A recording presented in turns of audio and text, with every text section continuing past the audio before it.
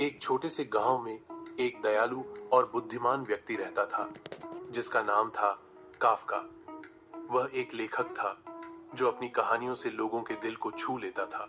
Kafka को गांव के बच्चे बहुत पसंद करते थे क्योंकि वह हमेशा उनकी बातें ध्यान से सुनता और उन्हें मजेदार कहानियां सुनाता।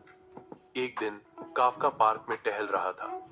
वहां उसने देखा कि एक छोटी सी लड़की आई सी जिसका नाम था माया उदास बैठी थी। माया की आंखों में आंसू थे और वह अपने हाथ में एक खाली पिंजरा पकड़े हुए थी। काफका उसके पास गया और नरम स्वर में पूछा, माया, तुम इतनी उदास क्यों हो? क्या हुआ?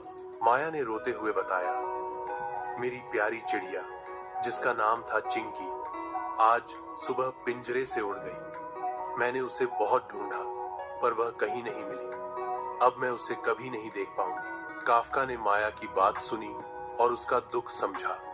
उसने सोचा कि माया को खुश करने के लिए कुछ करना होगा। उसने माया से कहा, माया, रो मत।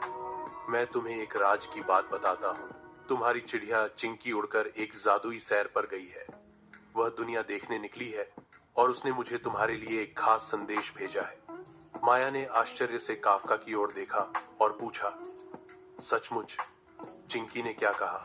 काफका ने मुस्कुराते हुए कहा, चिंकी ने मुझसे कहा कि वह बहुत खुश है क्योंकि अब वह आसमान में आजादी से उड़ सकती है, लेकिन वह तुम्हें बहुत प्यार करती है और चाहती है कि तुम भी खुश रहो। माया की आंखें चमक उठी। उसने कहा, तो क्या चिंकी मेरे पास आएगी? काफका ने प्यार से माया का सिर सहलाया और बोला, हाँ माया, हर बार जब तुम सुबह आसमान में चिड़ियों को गाते सुनोगी तो समझना कि चिंकी तुम्हारे लिए गा रही है। वह तुम्हारे दिल में हमेशा रहेगी। माया को काफका की बातों से बहुत सुकून मिला। उसने अपने आंसू पोंछे और मुस्कुराकर कहा, धन्यवाद काफका अंकल, अब मैं उदास नहीं हूं। मैं चिंकी को आसमान में देखूंगी और उसका गाना सुनूंगी। काफका ने माया को एक छोटी सी डायरी दी और कहा, इसमें तुम चिंकी के लिए अपनी बातें लिख सकती हो। जब भी तुम्हें उसकी याद आए तुम इस डायरी में अपने दिल की बातें लिखना। माया ने डायरी को गले से लगाया और खुशी खुशी घर चली गई। उस दिन से वह हर सुबह आसमान की ओर देखती और चिड़ियों के गाने सुनती। उसे लगता कि चिंकी वाकई उसके लिए गा रही है।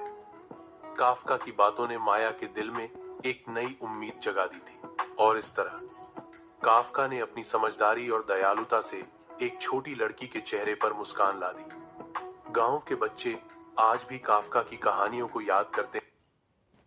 एक बार की